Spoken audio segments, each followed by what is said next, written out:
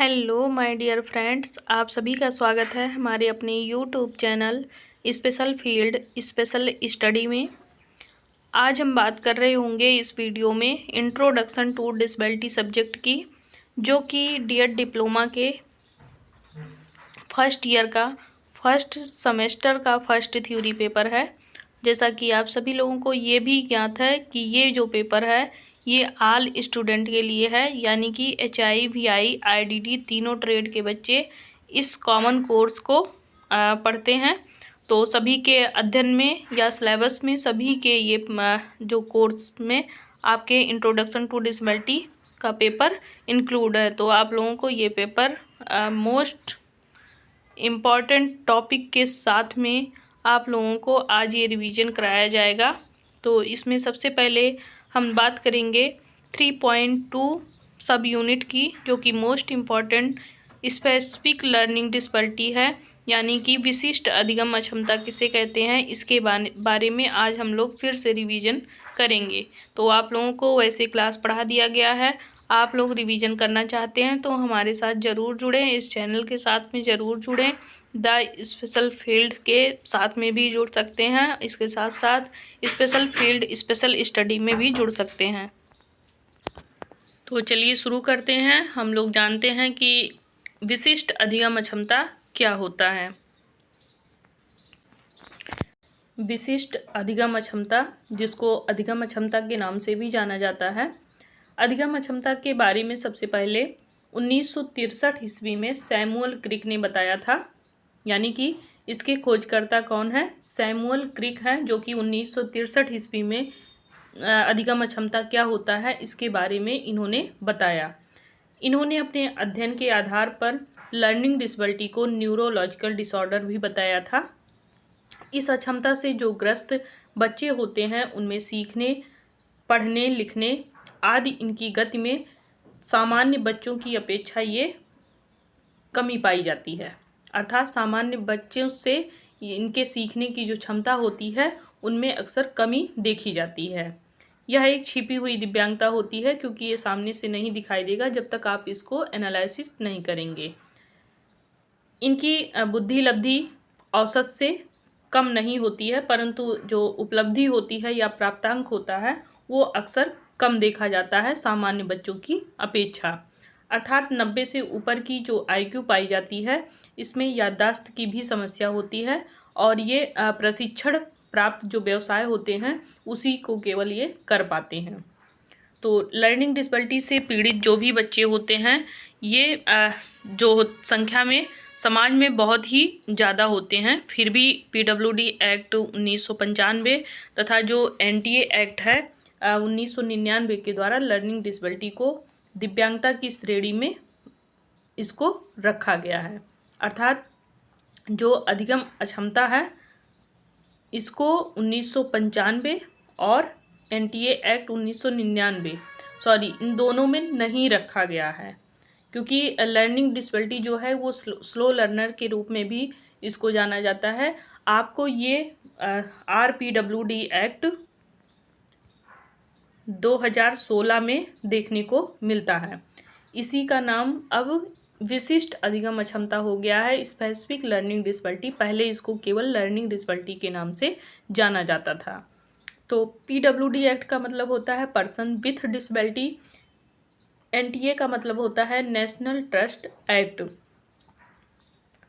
अब हम बात करेंगे सैमुअल क्रिक के अनुसार ही इसकी परिभाषा क्या बताई गई है। तो अधिगम अक्षमता का तात्पर्य वाक, भाषा, पठन, लेखन अथवा गणितीय प्रक्रियाओं में से किसी एक प्रक्रिया में विकास का अवरुद्ध हो जाना ही क्या कहलाता है, अधिगम अक्षमता कहलाता है, या फिर इसी को विशिष्ट अधिगम अक्षमता कहेंगे।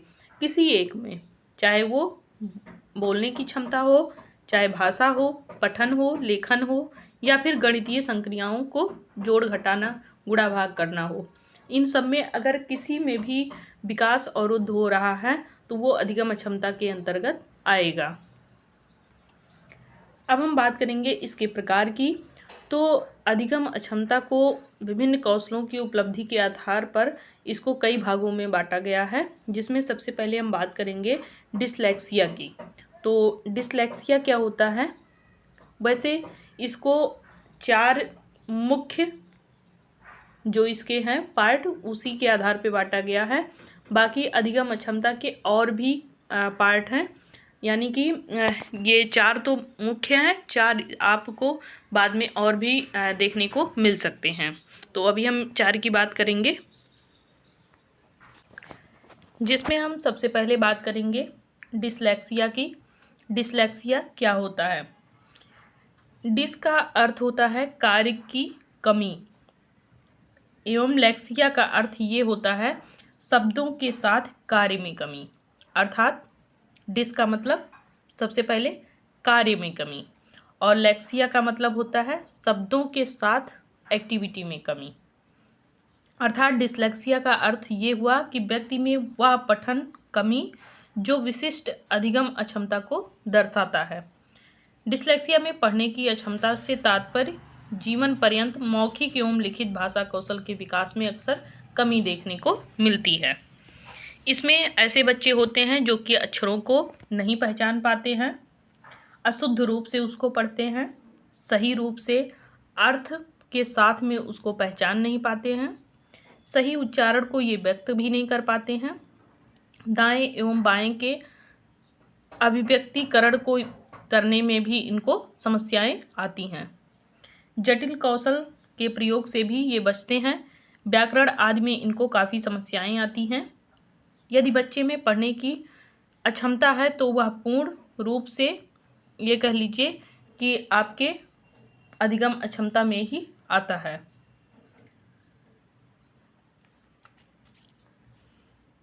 नेक्स्ट है आपका डिस्ग्राफिया। डिस्ग्राफिया ये भी अधिगम अक्षमता का ही दूसरा नंबर पार्ट होता है।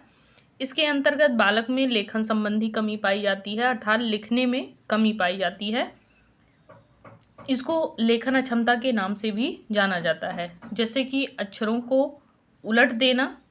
लिखते वक्त जब ये लिख रहे होते हैं तो अक्षरों को उलट देते हैं, जैसे कि ई को का बना देना, या फिर बच्चों के अक्षरों को शब्दों के अक्षरों को पलट देता है। कमल को कलम कलग लिख देना या लमक लिख देना, इस तरीके से अक्षरों को ये उल्टा कर देते हैं। अपनी बातों या बीती घटनाओं को लिख करके व्यक्ति ये नहीं कर पाते हैं। जो कुछ देखे रहे हैं अगर बोलिए कि इसको लिख करके बताइए तो ये बच्चे ऐसा नहीं कर पाते हैं। शब्दों को, अधिक घटनाओं को क्रमबद्ध तरीके से ये उसको नहीं लिख पाते हैं कि स्टेप बाय स्टेप उसको लिख पाएँ। अंग्रेजी में बड़े अक्षर व छोटे अक्षरों के प्रयोग से ये हमेशा गलती कर देते हैं, क्योंकि उसमें ये अच्छे से प्रयोग नहीं कर पाते हैं। श्यामपट्ट या कॉपी से नकल करने में भी इनको परेशानी होती है। आगे बात करेंगे डिसकैलकुलिया की। तो डिसकैलकुलिया क्या होता है? डिसकैलकुलिया का मतलब होता है कि इस अवस्था में जो भी बच्चे ग्रसित होते हैं उनका जो गणितीय कौशल होता है उसमें विकार पाया जाता है, उसमें समस्या पाई जाती है। जैसे अंकों को उल्टा लिख देना, या फिर 6 को 3 बना देना, 9 को 6 बना देना, इस तरीके से, या 2 अंकों की जो संख्याएं होती हैं उसको पलट देना, 36 को 63 के रूप में व्यक्त कर देना। तो इस तरीके से ये गणित से संबंधित उसमें भी समस्याएं इनको झेलनी पड़ती है, या कह लीजिए इस प्रकार की कमी इन बच्चों में देखने को मिलती है। नेक्स्ट है डिस्प्रैक्सिया। डिस्प्रैक्सिया क्या होता है? ये अधिगम अक्षमता के अंतर्गत चौथा भाग होता है। इसके अंतर्गत जो ग्रस्त बच्चे होते हैं उनमें अक्सर चलने से संबंधी समस्याएं पाई जाती हैं। ये बच्चे चल नहीं पाते हैं अच्छे से।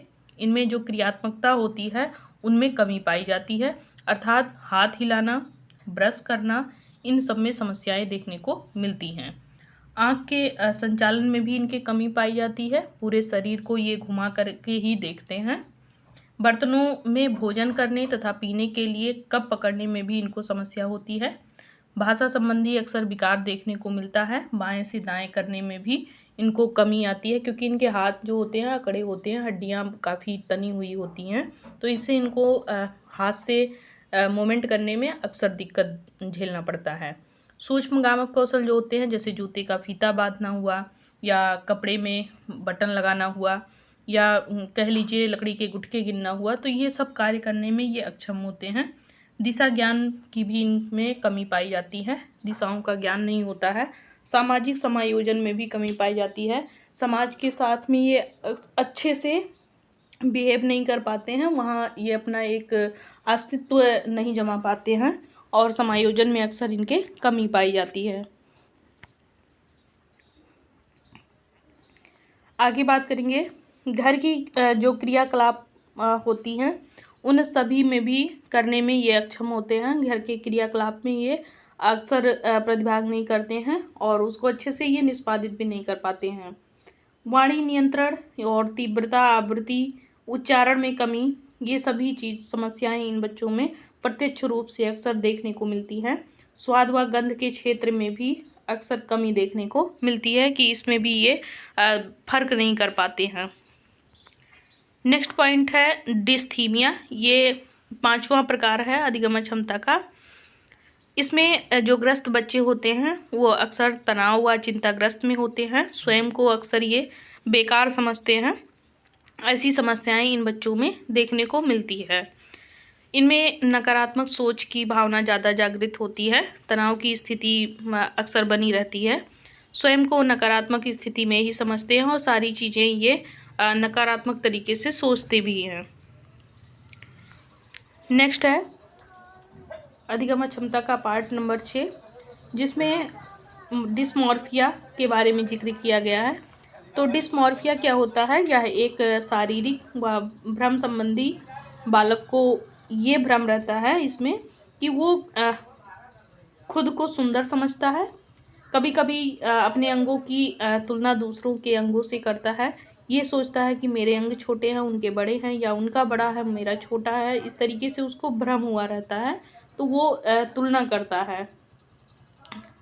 तो इस तरीके से उसके अंदर नकारात्मक सोच होती है जो कि उसको सामान्य बच्चों से अलग बनाती है। तो इनमें एक तरीके से भ्रम संबंधी विकार पाया जाता है डिस्मॉर्फिया में। अधिगम क्षमता का नेक्स्ट पार्ट है डिसअफेजिया। डिसअफेजिया का मतलब ये होता है कि इससे ग्रसित जो बच्चे होते हैं उनमें भाषा संबंधी विकार पाया जाता है। इसके साथ साथ डिसअफेजिया में मानसिक रोग भी बच्चों में देखने को मिलता है। उनका भाषा संबंधी विकार तो होता ही है, लेकिन उनका मस्तिष्क भी यहाँ पे अच्छे से डेवलप नहीं हो पाता है। नेक्स्ट पॉइंट है अफेजिया।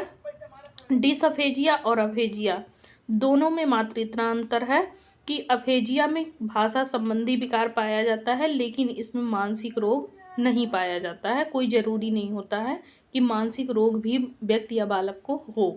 तो दोनों में अंतर समझिएगा। डिसअफेजिया में आपके भाषा संबंधी विकार के साथ साथ मेंटल रिटार्डेशन भी होता है, और अफेजिया में आपके भाषा संबंधी विकार के साथ साथ मानसिक रोग यानी कि मेंटल रिटार्डेशन जो है वो ज़रूरी नहीं होता है कि बच्चे में ये भी रहे। अब नेक्स्ट पार्ट है आपका जो कि लास्ट है बुलीमिया। तो अधिगम क्षमता के 9 टाइप्स होते हैं, जिसमें 9वां है आपका बुलीमिया। बुलीमिया संबंधी विकार ये होता है कि इसमें भूख से संबंधित विकार बच्चों में अक्सर देखा जाता है। बच्चे को खाने पीने की समस्या इसमें ज़्यादा होती है, क्योंकि बच्चा जब खाना स्टार्ट करता है तो उसको ये नहीं पता होता है कि मुझे कितनी मात्रा में खाना खाना है। तो कभी कभी वो ज़्यादा खा लेता है, कभी कम खा लेता है, मतलब मात्रा का ज्ञान नहीं होता है कि खाना मुझे कितना खाना है, कितना हमारी कैपेसिटी है खाना खाने की, इसको वो बिल्कुल भी नहीं जानता। इसके एक तरीके से दिमाग में ये लगा रहता है मुझे खाना खाना, तो वो खाता जाता है। तो खाना पीना से संबंधित इसमें जो विकार पाया जाता है वो है आपका बुलीमिया, यानी कि खान पान संबंधी विकार इसमें बच्चे में देखने को मिलता है।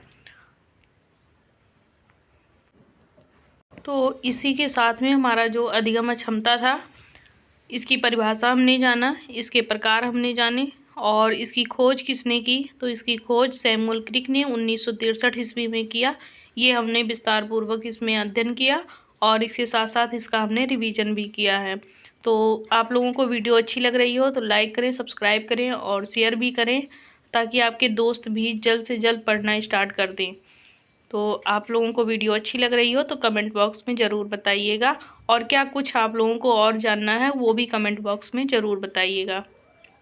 तब तक के लिए बाय बाय, टेक केयर।